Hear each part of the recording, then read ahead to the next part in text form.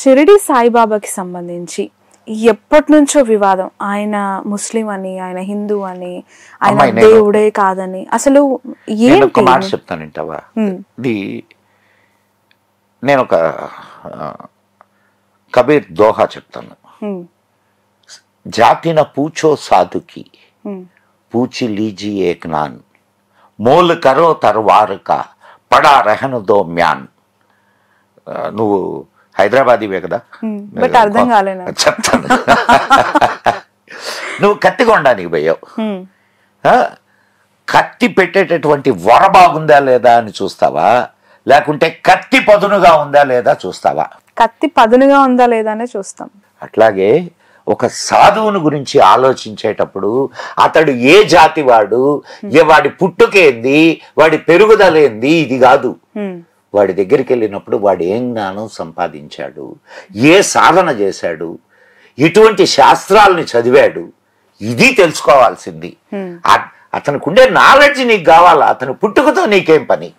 ప్రత్యేకంగా హిందువులు సనాతన ధర్మాన్ని పాటించేటటువంటి వాళ్ళు సాధువుకి హైయెస్ట్ రెస్పెక్ట్ ఇస్తారు. వివేకానందుడు అంత గొప్పవాడు ఎందుకయ్యాడమ్మా? ఒక కాషాయం కట్టుకుని వస్తే వాడికి పెద్ద పెద్ద కోటీశ్వరులు కూడా నమస్కారం చేస్తారు పాదాలకి. సో సాధుత్వానికి ఉండేటటువంటి విలువ అది. అర్థమవుతుందా? ఇక ఇప్పుడు షిరిడి సాయిబాబా దేవుడా కాదా? దేవుడా కాదా కాదు, ముస్లిం అని కొంతమంది, హిందూ అని కొంతమంది. ముస్లింల్లో సాధువులు లేరా? ముస్లింల్లో గొప్పవాళ్ళు లేరా? ముస్లింల్లో సాధన చేసినటువంటి వాళ్ళు లేరా? బట్ వాళ్ళు ఎక్స్పోజ్ అవ్వరు. ఎందుకు కాదమ్మా? ఇప్పుడు సాయిబాబా ఎక్స్పోజ్ కాల? ఇప్పుడు ఆయన ముస్లిమే, ఆయన ఫకీరే, ఆయన ఎక్స్పోజ్ కాల? సాధువుల్ని గౌరవించడం ఈ దేశపు ఆచారం. అమ్మాయి, ఎన్నేళ్ళు ఉంటావమ్మా నువ్వు ఇక్కడ? ఖచ్చితంగా వెళ్ళవలసిన వాళ్ళమేనా కదా?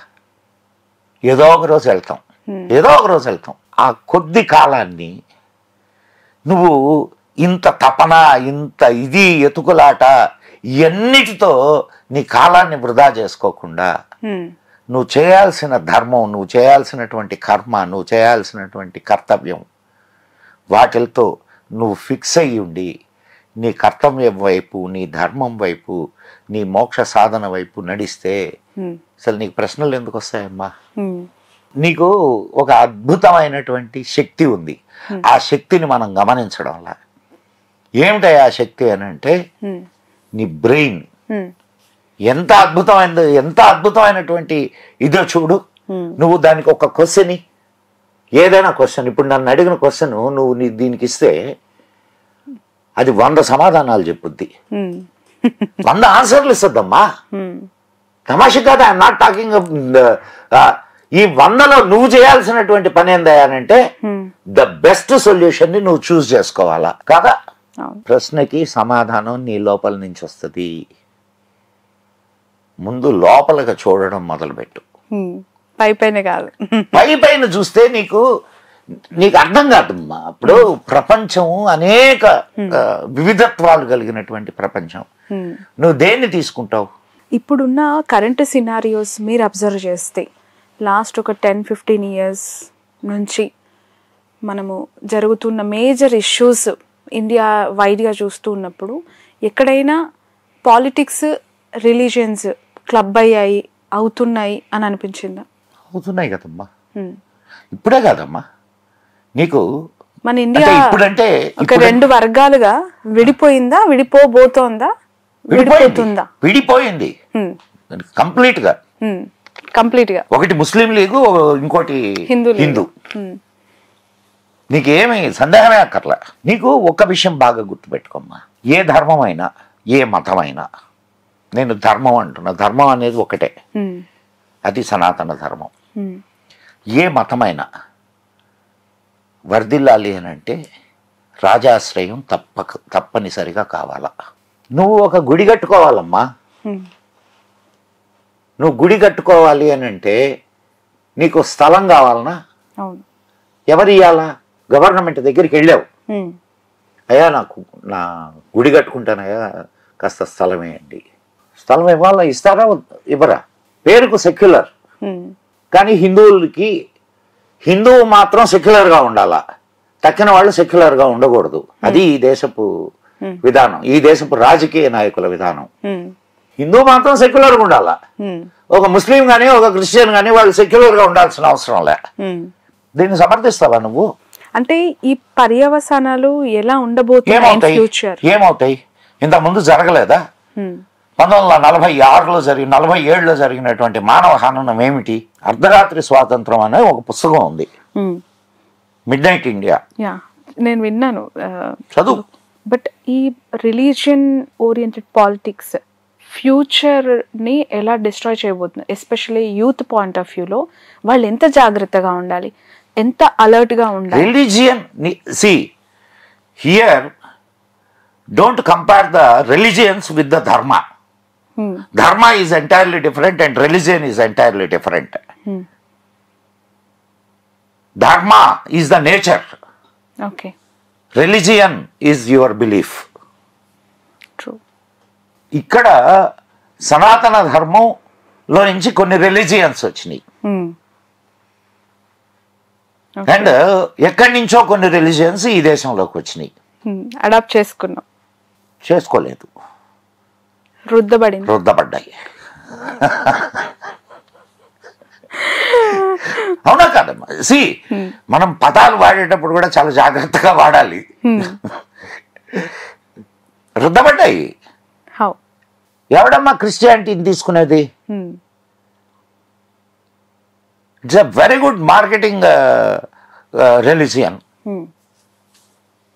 Very good marketing religion. దానికి కంటిన్యూయేషన్ గానే నేను ఒక క్వశ్చన్ యాక్చువల్గా మిమ్మల్ని అడగాలనుకున్నానండి. వాస్తవానికి ఈ మధ్య కాలంలో మా చిన్నప్పటి నుంచి గుర్తు, సుప్రభాతము, లేదంటే శనివారం వెంకటేశ్వర స్వామివి, శుక్రవారం అమ్మవారి పాటలు, సోమవారం శివుడు పాటలు, ఇట్లా మన ఇళ్లలోనే కాదు చుట్టుపక్కల ఎవరైనా సరే, పోనీ గుళ్ళు ఉన్నాయంటే అక్కడ కూడా అలాంటివే పెట్టేవాళ్ళు వింటూ పెరిగాం. చర్చుల్లో సుప్రభాత తరహాలో ఒక బైబిల్ సూక్తి, అమ్మవార్లు అక్కడుండే అమ్మవార్లకు మన అమ్మవార్లకు చేసే అలంకరణ లాంటి అలంకరణలు, మన కట్టిన గుళ్ళ లాంటి చర్చులు, అంటే ఆకారాలు, ఇవి ఎందుకు చూస్తున్నాము? అంటే వాళ్ళ బైబిల్లో ఉందా? అస్సలు లేవు, కాపీ పేస్ట్లు. ఎందుకు? ఏమొస్తుంది? నీకు ఒక విషయాన్ని బాగా అర్థం చేసుకోమ్మా. వాళ్ళెవరు చేసేవాళ్ళు ఎవరు అక్కడ? ఇవన్నీ చేసేవాళ్ళు ఎవరు? నీ వాళ్ళు, నీ ధర్మంలో నుంచి వెళ్ళిన వాళ్ళు. ఎందుకు వెళ్తున్నారు చెప్తాను. Why they are addict? Because of the marketing, because of the marketing strategy. ఇప్పుడు నీకు చెప్పాను కదా ఇందాక, ఆధ్యాత్మిక తపన ఒకటి ఉంటది, అది ఇక్కడ తీరలా. అక్కడ వాళ్ళకు కంటిన్యూగా వాళ్ళని బ్రెయిన్ వాష్ చేసేటటువంటి ఒక సిస్టమ్ ఉంది, అడాప్ట్ అయ్యారు. అయినప్పటికీ ఇక్కడ ఉండేటటువంటి కల్చర్ ని వాళ్ళు వదులుకోలేకుండా ఉన్నారు. బాగా అర్థం చేసుకో. అది కావాలనిపిస్తుంది కానీ దీన్ని వదలాలనిపించట్లేదు కదా. బట్ అది కంటామినేట్ అవుతుంది కదా, అవుతుంది. అంటే మన రోజులకి నేను చెప్తా, నేను ఇప్పుడు నీకు నువ్వు ఇందాక అన్నావు ఆయన సాయిబు కదా అని. ఎవరు? సాయిబాబా.